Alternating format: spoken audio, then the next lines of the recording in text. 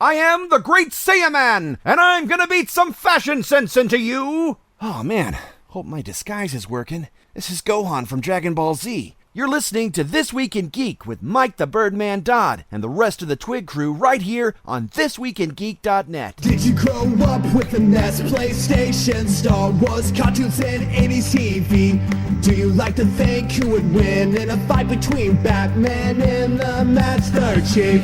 Comics, games, movies, music, and TV, they're gonna tell you everything you need. Superheroes or not, they got your back. They're gonna save the world of geeks.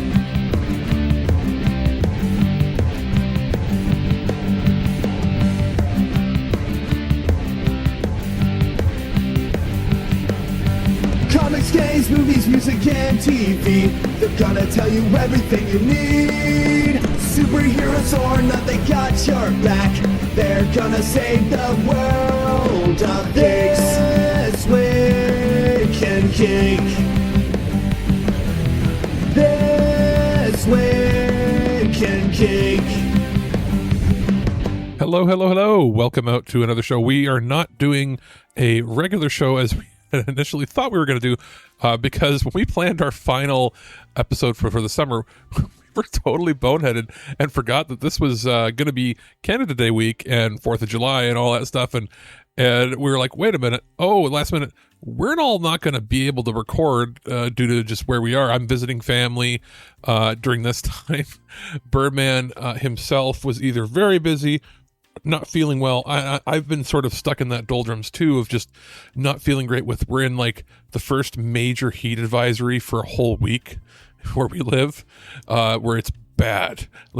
I've also had to deal with needing to get a new bed frame. I think I might have mentioned it earlier, but if I didn't, I've had a bed frame since I moved into this place like 8-9 years. It's one of those Chinese ones that you get on Amazon that are like a folding up metal mesh bed frame it's for a king size bed. So it's like two pieces that put together, and it was very sturdily built and everything. But we noticed that there was a flaw in the one joint, one of the solder joints, and it just over time of getting in and out of bed and it sort of shifting back and forth a little bit, one of the support legs snapped off and it broke a support beam. So it sort of sags a little on one side. Now it's very well built in that it has 6 legs technically plus double in the center between the two pieces, so the whole bed isn't sinking, it's just the one side, but it's not great for actual quality of sleep.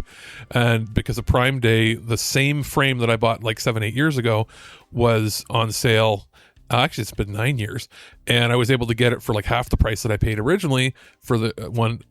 Ordered that, and they actually are delivering it on Canada Day, which is funny, which you think everything would be closed, but I guess I'm an Amazon workers, and I'm going to probably take a week or so to tidy up. I don't even know. Under that bed, it's one of those bed frames that raises like 18 inches off the ground, and you can store totes of storage and stuff underneath it.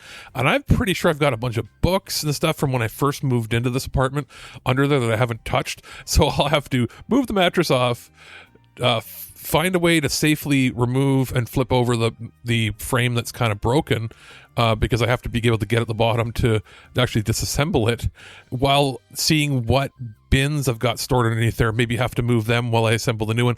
That's work for when it's not hot. That's like a couple weeks away thing. So I'm not too concerned. I just wanted to get the frame technically before I absolutely had to get the frame, if that makes any sense.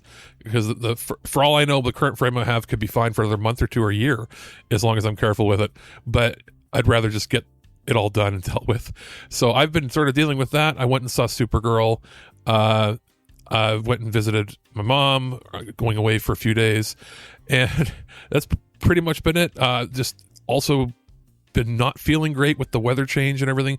Same with Birdman. So long story short, we had a bunch of reviews ready to go, and we were going to do like a shortened special show where we came in for an intro and did like a little bit of weird news, a little bit of tech news, and then signed off for the summer. And then we went, wait, that's not going to work. It's also a holiday week, so what we're doing here is 2 individual review shows This one is just going to have a few that we're ready to go. We have a couple things that were embargoed for next week, so we're going to hold off on those, and we're going to have a second review show of that. And Birdman is hopefully, as long as everything's okay, joining me on that, and that'll be the send-off technically for the summer for us. So it's just 2 smaller review shows, some cool stuff in here from myself, and I think at least one thing from Birdman. If not, it'll be shifted over into the next show. But that's it right now. I'll come back after the reviews just to give a quick update on what the programming is going to be like over this holiday weekend. So I guess I'm going to send it away to myself, and we'll be back in a little bit, actually, right here on thisweekingeek.net. Alex, the producer here, and I am technically on vacation. A little before we go on our actual break, I'm visiting some family for the Canada Days, 4th of July, all that sort of fun stuff. Basically, the not really working week that we've got going on right now. And I wanted to take some stuff with me so that I could review while I was on the go. And what better way than something interesting from a brand new company that is going to be popping up, at least on, I think, most of your radar after we talk about them over the next few weeks, and that was ELO Gaming. Now, this is a company that makes some pretty interesting products. They have the Vagabond mobile gaming controller, as well as other accessories surrounding that, which we'll be talking about this week and probably next week, depending on when I get back from vacation. And then they also have the Sentinel XR gaming glasses, which is something that we're going to hopefully be able to check out in the not too distant future as well. Well, before I went out, I thought, what do I want to take with me? They sent over a package with all the controller and accessory stuff, and I went, well, because I'm visiting family, I'm not really going to be doing gaming that way, but I do need to be able to charge and do a bunch of stuff with all the electronics that I do bring with me, like phone and anything like that. I always tend to bring my e-readers and that sort of stuff with me, so I have just something I can grab, when I have a few minutes of free time or relaxing. And a couple of the things they sent over are related to that. So they have what they call their Phase, which is a 140-watt universal gaming travel charger, as well as a USB cable that I'll talk about after this. But I thought, okay, this is a good pairing because I can actually give it, a decent, good run. So it is a GAN charger, which you've seen us talk about countless times over the years, which means it's gallium nitrate. Those are the more modern chargers for like wall wart chargers that tend to run much cooler. There's less issues with heat dissipation. They're just more reliable overall. And this is a pretty cool, brick. It's a little bit bigger than what you would think for some of the small, tiny, wall chargers. But there's a reason for that. It's because it's a universal one that works pretty much anywhere in the world. What's cool is it has like a universal socket on the back where you can, pass through whatever device you wanted to plug in. It can be like European, UK, North American, and so it allows for a straight pass through on the back. And on the actual plug part of it has 3 different levers that you can pull on, and pulling on each lever brings out the different countries' charging ports. So there's like a US Canada, US Canada Japan, which is just the polarized, not the 3-prong, but like a regular polarized plug. And then there's one for the EU where it's got the 2 little round holes, 2 little pegs. And then you've got the UK one, which is always like the sort of flatter square pegs plus the ground one that they have at the top. But it's not actually grounded in this case. It's I guess it is. Yeah, it's just that it's not a grounded one when it comes to any other country, because UK requires it for all their plugs. But also in it, because it's a UK-based one, it does have a fuse that can be replaced if, God forbid, something were to happen. And it has a spare fuse built in that you can sort of take off and plug in. So it's always good that it has that just ready to go built in. And what happens is you basically slide down whatever plug you want, and that determines what power it's going to accept. So it's a universal, it can go 110 to 220, 240, whatever the standards are in your like North America or like European standards. It also has a dedicated USA and Japan pass-through on the side as well. I ended up using that to plug in my CPAP machine, my sleep apnea machine, and it passed that way I wasn't wasting, or quote unquote wasting, an outlet socket on the wall. I was able to plug that in. It only took up the space of one. And then it has on the bottom a USB-A and 2 USB-C ports that you can use to plug in individual devices. It's pretty... It's in a good spot, I think. It's like sometimes you'd expect it to be on the back, but that's where I guess some of the actual beefy transformery aspect of it is there. But on the bottom, as I mentioned, there is USB-C 2.0 charging, so it'll do pretty standard, not like super duper quick charging onto the bottom one. And then it has one USB-A for devices that are older, that don't have C2C connections built in. And then on the actual side of it, there is a retractable cable that is one of those ones where you pull it, it holds out, and then you sort of pull it again, and it will retract in on.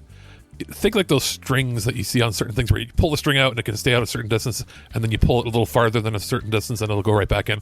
So it has a self-retaining cable that way, and that is USB-C power delivery 3.1. So that's your quick charge. And it's not the longest cable in the world, but if you're sitting at a desk or a table and you need something that just is going to reach to like an bedside table or at a desk, it's perfectly fine. Beyond that, you'd want to use longer cables with the ports on the bottom. So you do have the ability to plug in, a pass-through, basically in the back, a second pass-through that's dedicated to North America and Japan. So you can have two there plugged in, two different devices.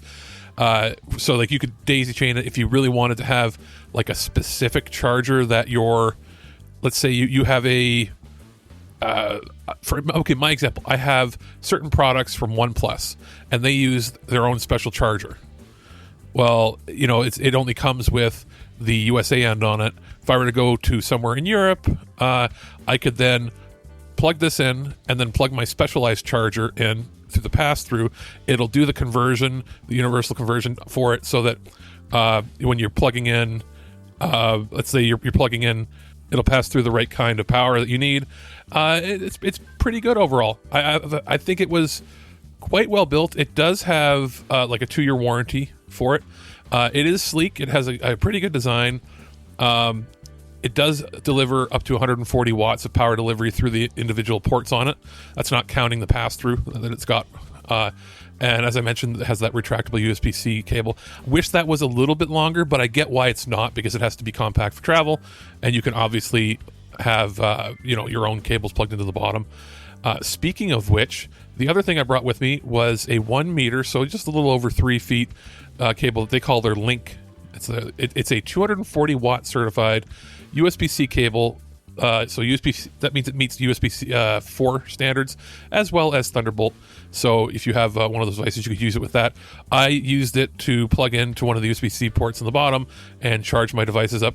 Now, obviously, those ports on the bottom do not support 240 watts of power through it, but this cable is beefy, and it can. I ended up using it with my OnePlus charger, which has pretty much higher specs. It needs at least 100 watts for wire charging you can do, and it was no problem. Cables didn't heat up, no issues in detecting anything. I also used it on a USB-C 4 device on my computer with an SSD external, and I was getting full speed out of that. I was getting I don't even have a 40, but I was getting 20 gig on my 20 gig port, no problem. So that was pretty much a win, I think. It's very well built. It is something that I don't think is going to fall apart very easily. You can roll it up, tuck it in your bag, or in your travels, whatever, your laptop bag, your phone bag, whatever you want, and you're not going to have any trouble with it like fraying or having major problems. Pretty sweet overall. I think it's a good pair. I used it the whole few days that I've been out. I still have a couple days before I return home, so we'll see how she goes from there. But I'm happy to put links in the description for anybody that wants to check it out. I think these are cool, and we'll be back next time to talk about some of the other cool stuff that they sent. Hey guys, this is Mike the Birdman here, and I'm here to talk to you about one of my favorite topics of all time, and that is Transformers. Our good friends over at Hasbro sent over some really cool stuff for us to take a look at, and today I'm looking at the Transformers Studio Series, Transformers the Movie, Leader Class, Soundwave. He also comes with Buzzsaw, Laserbeak, and Ravage. Well, if you guys have been following TWIG for the number of years we've been on the air, you guys know that Soundwave Superior, one of my favorite Decepticons, and, you know, being a radio DJ, podcast person, whatever, an audio engineer, if you will, Soundwave obviously speaks to my chosen discipline. And he's always been one of my favorite characters. I mean, obviously being voiced by Frank Welker, had a prominent role throughout many, many series. This is cool. So, what does the Studio Series bring to this? Well, this is not the first Soundwave we've actually had in a while. We have had a recent re-release of, I want to say, the Siege or the Earthrise version. There's the Sound Blaster repaint, and this is a slightly larger one than the one that is currently available on retail shelves right now, if you can still find the recent re-release of, I think it was the Siege version. So this bumps it up to Leader Class scale. He's a little bit bigger, a little bit bulkier.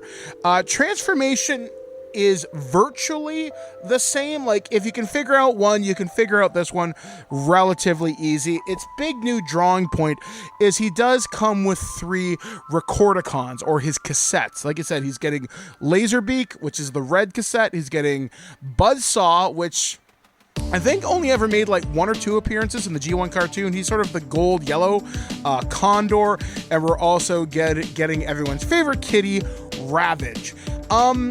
From a design standpoint, I don't know whether I'm a huge fan of the cassettes. I kind of wish, rather than getting 3 cassettes to justify the Leader Class price point, if we could have gotten maybe a little bit more engineering on Soundwave, just because he does have a lot of similarity with previous Soundwaves, and maybe that's just the way it's going to be. Like, he's not going to be like a masterpiece scale Transformer, although when you look at how the Hasbro has done the Dinobots in the Studio Series, I might argue that point, but still, looking at the figure itself, I love its deco. I think it looks so cool.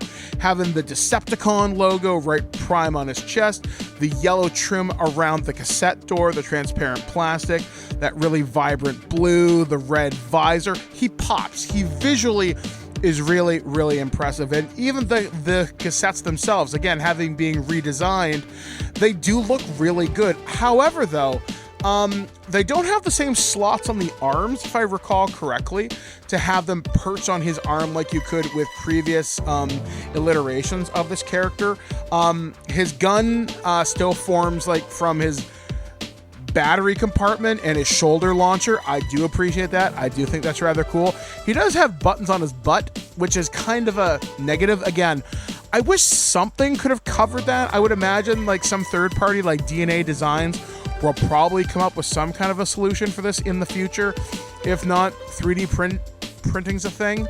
But overall, if you don't have a Soundwave figure yet to fit with your Studio Series line, this is really cool. I mean, I really, really like this figure. But if you already have the previous Soundwaves, is this worth upgrading? Well, I know some people have complained about yellowing on some of the previous releases, especially some of the Netflix era stuff, and maybe that is a cause for upgrading here. I haven't read any reports of the Studio Series Soundwave yellowing yet, but we've only had this guy for a little while. Again, I think he looks really good in bot mode. His cassette mode, I mean, if you're looking at him from the front, which why wouldn't you be? He looks great. Looking at him from behind, not so much. But then again, you're going to have this on a shelf anyway. Doesn't really matter. If you're like me, you have them in like some kind of a dynamic action pose in my vastly overflowing shelves. But yeah, I mean, I think it's cool. And again, at the Leader Class price point to get 3 cassettes, that's pretty cool. I really wish we'd gotten some of the other ones. I mean, I would have asked maybe for the ones from the movie, like maybe Rumble, Frenzy, Laserbeak, and Ravage. But I would have also taken less to get a little bit better engineering. So what is my final recommendation on Transformers Studio Series 1986, the movie Soundwave with Buzzsaw, Laserbeak, and Ravage? I think it's worth it. If you can get this at a reasonable retail price, absolutely. I really think this is going to be great. I haven't seen this guy on shelves too often, so I have a feeling he does tend to go quickly. So if you're going to grab him, pick him up at retail. I think he's worth it. Don't pay too much above retail, as I have a feeling he's going to be fairly easy to find in the future when it comes to re-releases, because Soundwave is always a popular character. A lot easier to find than our Earthspark version, which I'm still hunting down currently at this time. So yep, that is going to be my review of Transformers Studio Series Leader Class Soundwave from Transformers the Movie. Alex, the producer here, and we're getting ready to go on our summer break where we stop having the weekly regular shows and have a bunch of stuff that we usually have pre-recorded ahead of time. And because of that, I was talking with Birdman. We were like, hey, let's get some reviews out that, you know, maybe wouldn't have actually made the cut when it comes to timing constraints for us.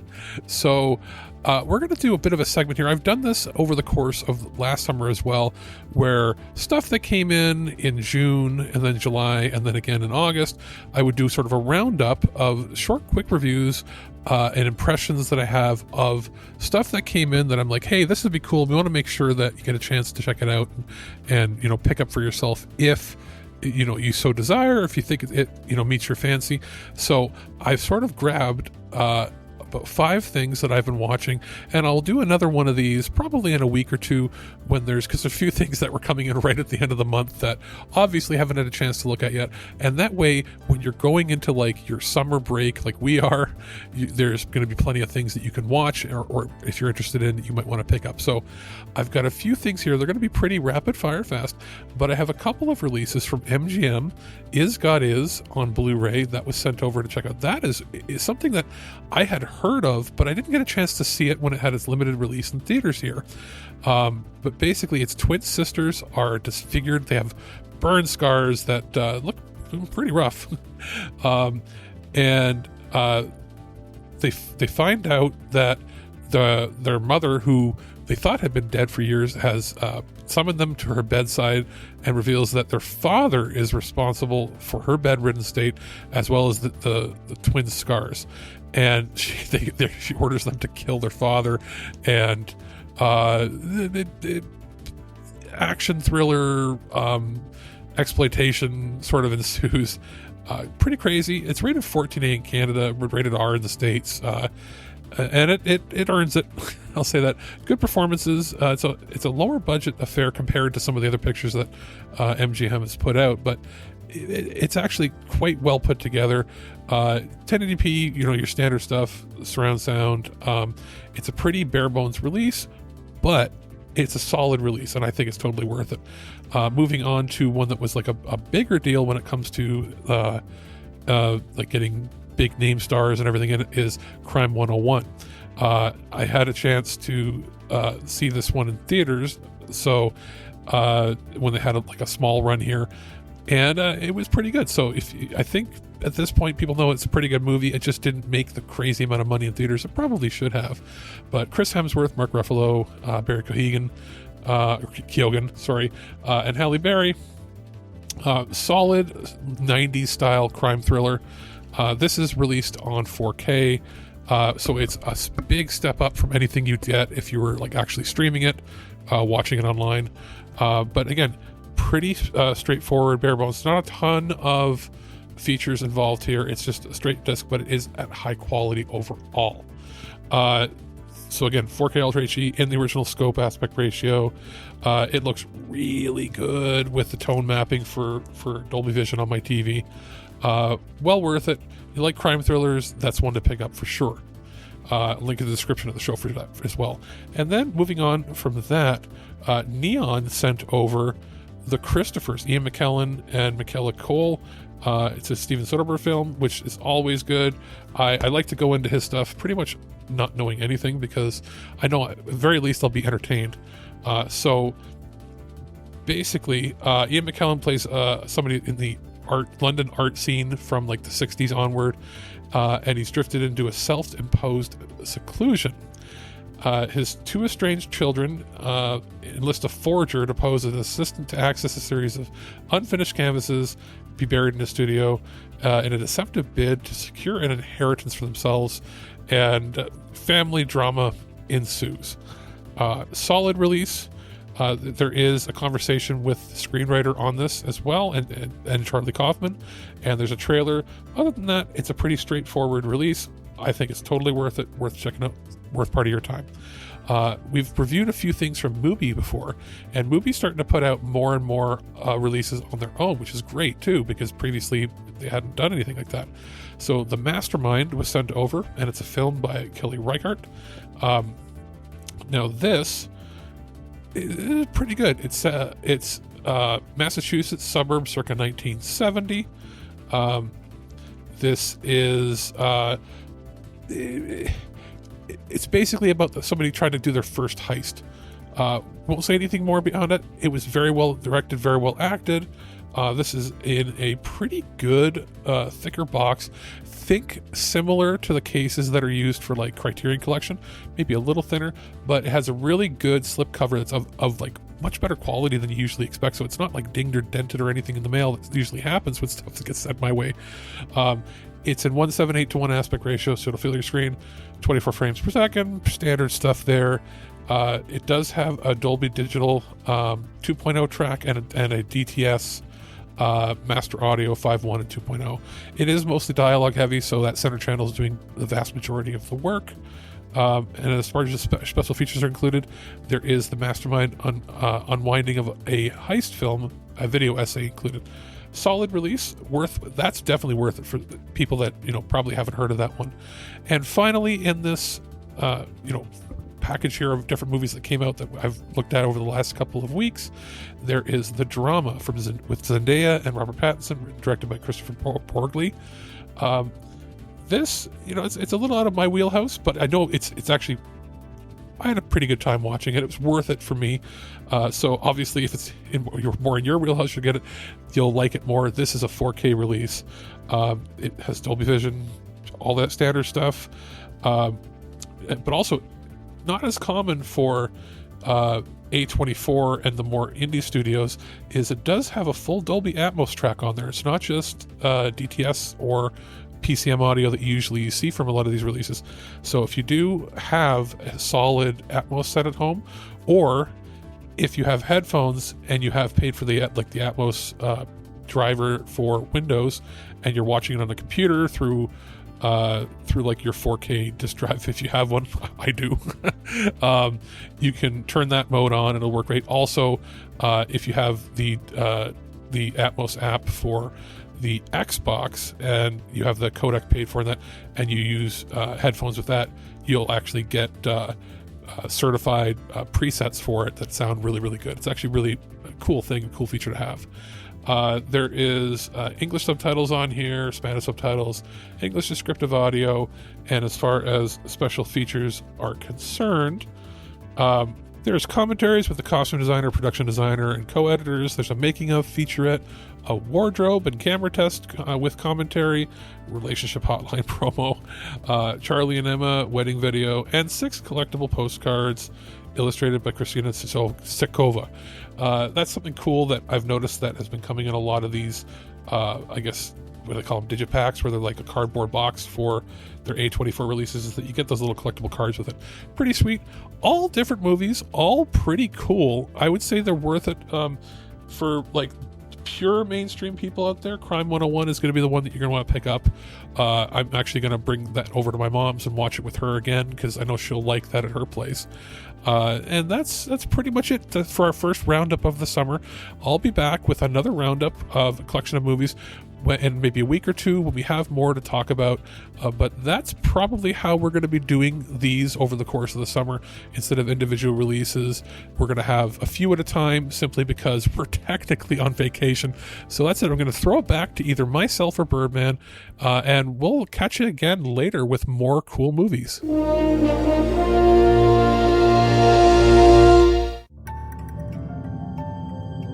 To pass through that door is to pass through time, to travel a road spanning centuries. From here, heroes set out on a journey of hope, but none who embarked on that mission ever returned. This is the world of Philadelphia. Beast tribes engage in fierce territorial battles, and humans live tucked away in a corner of the realm. My family believes me to be the greatest adventurer in the world. I'd hate to disappoint them.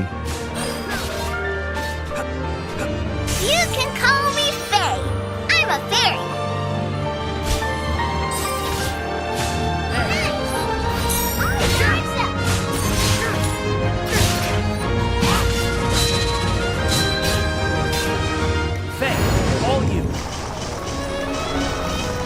New ruins have been discovered within Beast Tribe territory.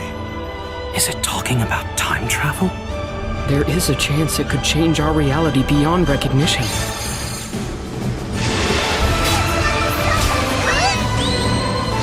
Let me bestow unto you these words to guide you home to your family. Hope is always there.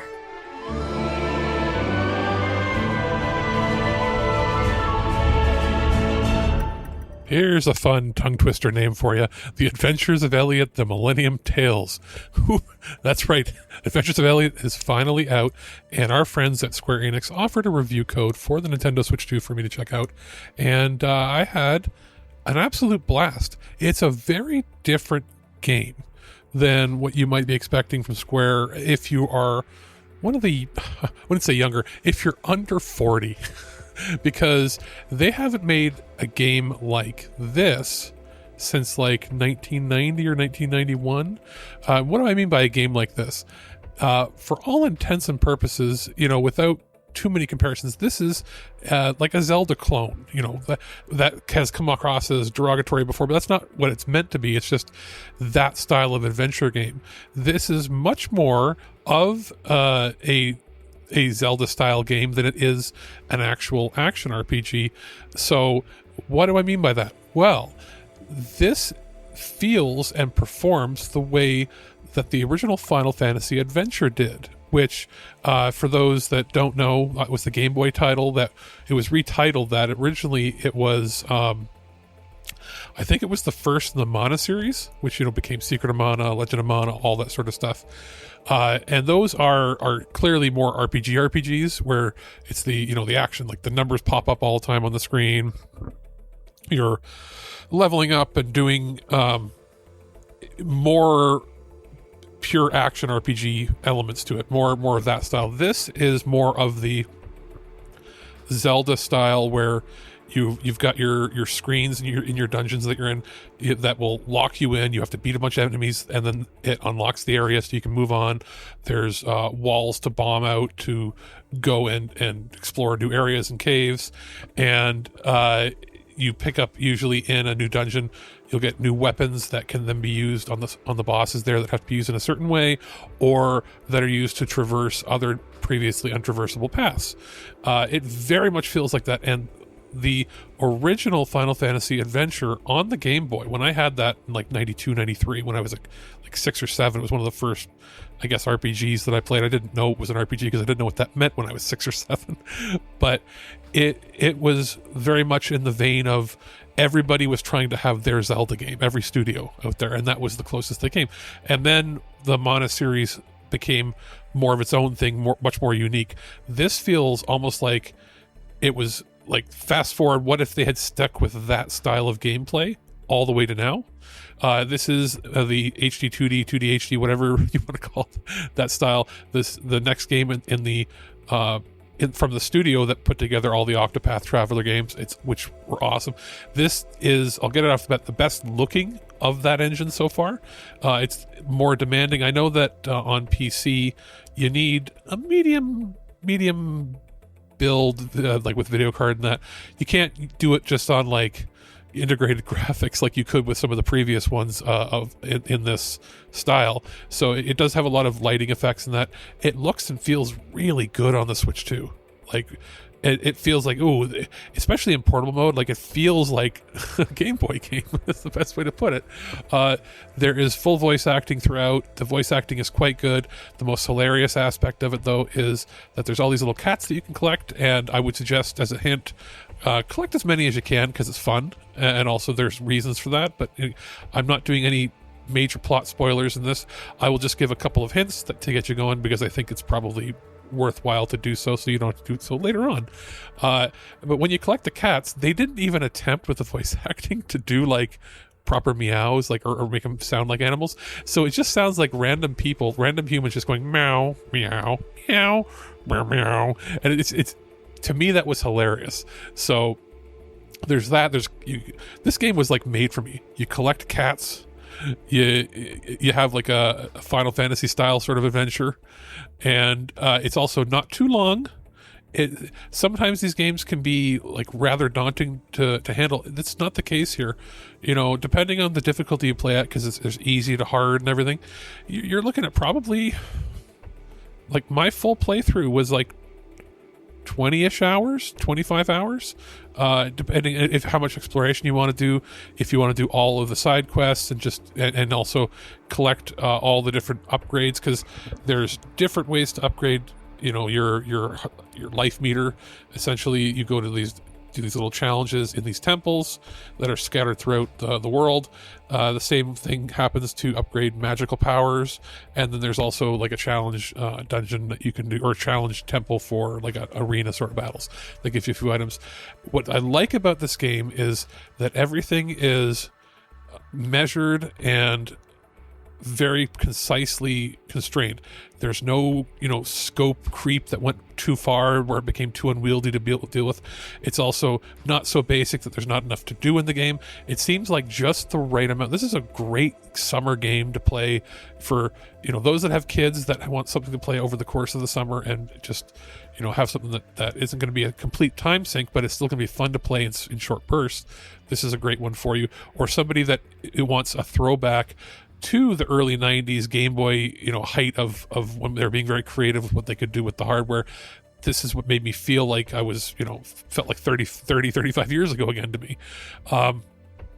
Without going too much into the plot, basically, Elliot is an adventurer, and he is tasked with discovering what's going on with a ruin that was discovered, and you end up through things that happen, hopping throughout time through 4 different time periods, and in doing so, I will say it's not like a ton of stuff changes. Like each era has very different way like the town looks, because ostensibly they kept the scope so that it's not a gigantic world to travel. You will have traveled or have the ability at one point to basically walk and travel the whole map, and it would only take you a few minutes to walk across the whole thing if you really wanted to. But the idea is there's different versions of it because you're jumping between time and different eras. So there's only one core town in the game, but that core town is represented in 4 different eras with very different scenery, backgrounds. And then sometimes certain things that you'll do in one era will then later on change what some of the people are saying, and you'll hear like a voiced companion, Faye, your fairy companion, will say, "Oh, look, that's because we did this." So there is some of that involved here. There's not as much as some of the more elaborate big AAA budget games, but this is like a solid higher end AA game that has a very, very tight, concise way of putting itself together, where you just know it just sort of fits and works. Good voice acting overall. Visual presentation great. Music great. Music, nothing too memorable. In playing it, there's nothing that's going to pop out and go, oh man, that's going to be, an all-timer for the ages, but very solid. Music blends in well. There is a lot of charm with all the pixel art characters, a lot of details, tons of emotions that they can give, like different facial animations and stuff, and even for the portraits when they're doing the talking scenes for the cutscenes, the portraits, the mouth flaps look really good. They seem to sync up pretty well with the English voice dialogue for it. It's just very, very good. It feels good to play. The only part that can be a little difficult is there's platforming aspects, and the way the cameras are kind of fixed, it's kind of sometimes a little slippery to figure out where you're supposed to be landing, and you can fall. But luckily, you don't usually die too fast. It just sort of puts you back to the closest ledge, and then you lose a little bit of health, and then you can always refill your health once you hit a save point. It just auto fills it for you immediately. So there's weapons to find that will get upgrades. There is the Magicite system, which is augmenting weapons as well as giving you different abilities. There's tons of different weapons types to have, and just like in the games like a Zelda or in the Final Fantasy adventure, certain weapons are used to help traverse certain dungeons and areas that will have field effects, like a sword can slash vines to free vines from a platform that can then move. There are like big nails that you have to hammer into the ground with a hammer that will then let you access other areas. And if you do so, let's say you do it in like what would be the present era and you go to the past, it hasn't been done there. But if you go all the way to the farthest into the past and hammer that nail down, every subsequent era will have it done for you, so you don't have to do it again. So they did take a lot of logic into consideration when they were putting it together. There are, I won't spoil anything, but there are multiple endings, so keep watch for that. And this follows a very 90s way of doing these games, where there is a critical path you can follow, and it pops up on your screen, usually with a red indicator as to like, here's where your next main objective is to go. Green indicator is for side quests that you've accepted. Make sure that you're following the side quests, because pop up and look it up in the menu, because it doesn't always tell you that they're there, but if you miss a few of them, they're gone for good. They can be missed. So do that, and then when you get to critical point in the game, you can go to the critical path, or this is where it comes into being like 90s exploration, go off the beaten path, talk to certain people, think in your head, if I was in this person's headspace at this point in this game, if this was real, what would I personally want to do? And if you think, what would I actually do, and go do it, it turns out that 9 times out of 10 when I was doing that, it actually changed the trajectory of the plot. Even though the game wasn't telling me to do that, I thought, wait, this doesn't seem right. Maybe I should be going and doing this. And when I did that, it changed how the path towards the end of the game was going to be. So keep that in mind. And also, like I said, collect as many cats as you can, because they're fun, but also there'll be reasons for it. Nothing in this game is placed for no reason.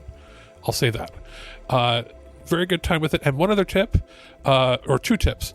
For the accessories that you get, there is one that allows you to hover for a couple seconds when you jump.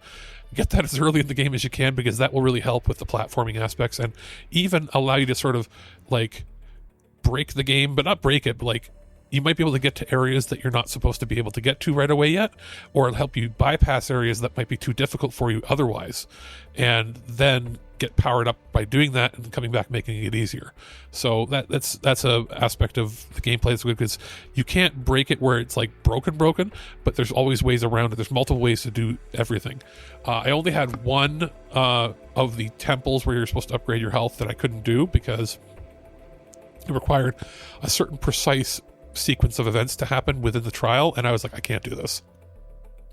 And when you get to it, you'll know exactly which one I'm talking about. I just couldn't. Some of them are dirt easy, and then there's one that's like, oh no, and I just couldn't do it. So maybe I'll call my little brother and be like, dude, can you do this for me? Because you're better at this stuff than me. But other than that, I mean, nothing seems too difficult. It seems great. The other thing is, with Faye, your character, you have to use the right analog stick to control her. She can do certain auto things on her own, but you can direct her, and certain aspects of the game for the temples would actually be easier if you were only controlling one. Well, that was thought of because a second player can control, especially if you're on the Switch, you can use the second Joy-Con, and you can have a second player control Faye while you're playing it. So it becomes a good game to play with kids.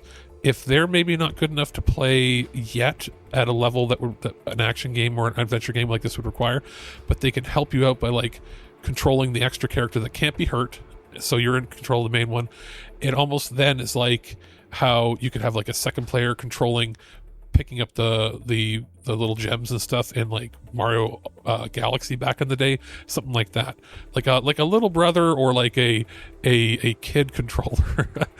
So that's always cool. That's there. The other tip I wanted to give is, just before I close out this review, is for weapons, you can make some pretty cool combinations of the Magicite combos that really change the way things work. For instance, when you have the spear, and this became my go-to weapon when I wasn't sort of forced to use a specific weapon for specific plot reasons or for progression reasons, I would use the spear, because the spear, you just sort of you stab and it's kind of slow, but it's got a decent reach.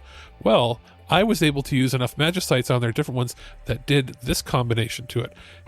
Every stab spear I do spread 2 other spears to the right and left, so one on the right and left. So it was, if you went to a big enemy, it was 3 attacks in one, and it would count as actually 3 slashes or three hits. And then I also had things like, if you're at max health or 80% above health, do an extra 10 or 20% damage.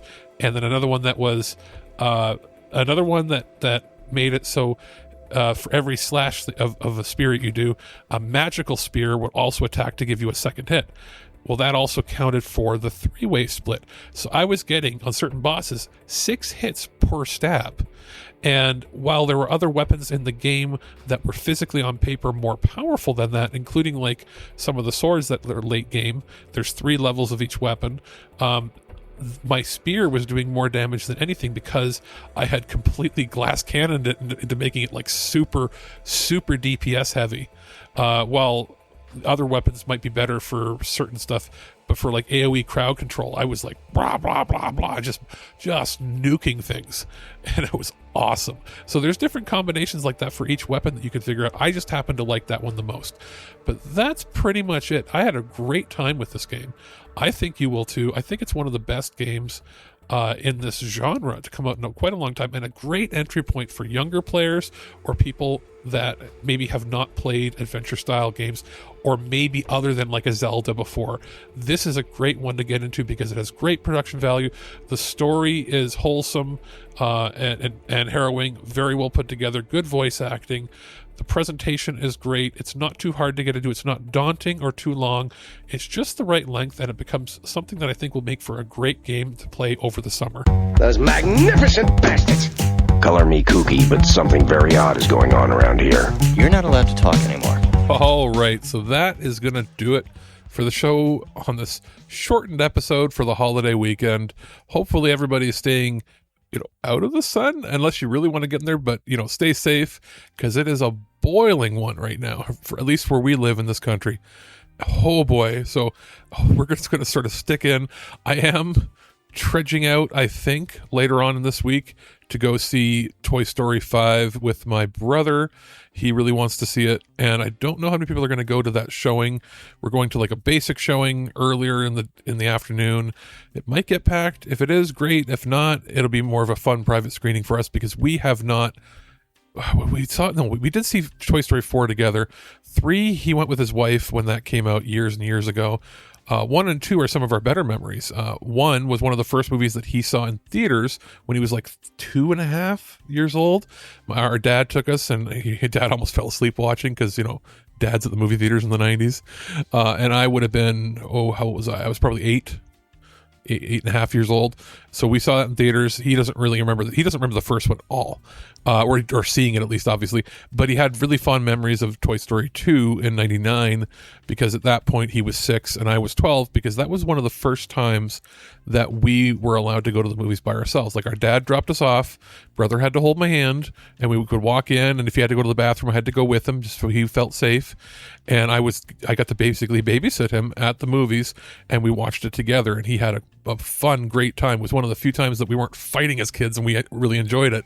So to him, this franchise is really important. And I went and saw Supergirl, which he thought he was going to go see with me in theaters. And then I said, maybe I'll go see Toy Story. He's like, no, we have to go together. This is one of our things from childhood. And I went, okay, let's do it. He goes, because I don't want to go alone. My wife doesn't want to go see it, and I don't want to go alone and be like that one guy there by myself. And all right, we'll go. It'll be our brother date. So we're doing that. We've got a bunch of cool stuff on the horizon for review. I can't say what some of the stuff is, but it's busy right now, that's for sure. Even during our break, or I guess technically we're fully on break at the beginning of next week once we get our other review show out. But yeah, as far as what's coming up programming wise, Birdman was really not feeling well, so there is no spell book this week, and there might not be next week. It all depends on how he's feeling and if he can get stuff recorded. But we also have Earth vs. Soup, Death Curse of Tartu. That's a tongue twister and a half right there, and that is from 1965. That's coming this week. Next week is episode 315, Little Shop of Horrors, 1960, the classic. We will also have, in the next couple of weeks, brand new episodes of Random Access Memories and the start of our Future Imperfect summer coverage extravaganza, fun stuff coming. It's a summer of sci-fi, at least that's the hope here. But that is going to do it for the show this week. Hope everybody is staying healthy, happy, enjoying the long weekend. If you're one of us in Canada or America, or at least North America, have fun, relax, try your best to stay cool, and we'll talk to you again next time right here on thisweekingeek.net. At no point in your rambling, incoherent response were you even close to anything that could be considered a rational thought. Thanks for listening to this episode of This Week in Geek. Hungry for more? Check out our website at thisweekingeek.net.